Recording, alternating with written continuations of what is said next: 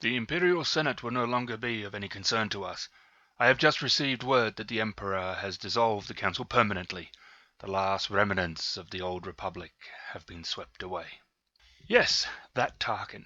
Now, I have to admit it took me a while before I picked up this book. It wasn't that I thought it would be bad, more that I wasn't sure it would be exciting. Tarkin was essential to A New Hope, but as a governor and someone not in the front lines, I was concerned that it would be far more political than I might enjoy. I was happily wrong in this instance. The politics are more within the various arms of the Imperial forces, all vying for control and advancement. It's interesting to see this dynamic played out. The infighting was almost encouraged in a way by the Emperor, and it reminded me of Adolf Hitler, who did the same, partly as a strained survival of the fittest thing, and partly if they are struggling against each other, then they can't be making plots against him. What the book does really well is shows Tarkin's history. A great deal of who he became is tied to his childhood and teen years, and the flashbacks are important in showing how he disliked chaos and fomented the idea of doing any means necessary to end it.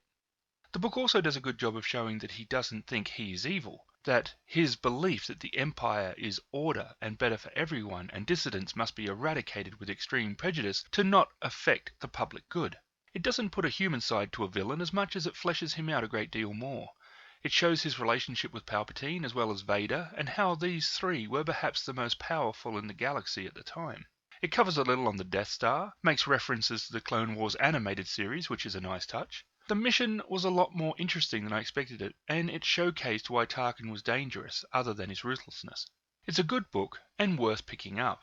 Now, from an RPG perspective, there isn't as much in this book as some of the others for your game. Now, that isn't a bad thing, as these are not written with the RPG in mind, just that there is usually stuff that can be used. Because this is so centered on Tarkin, and to a lesser degree Vader, there is less to play with.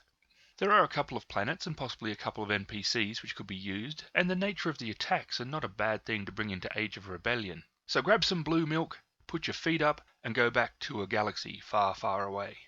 Because the Force will be with you, always.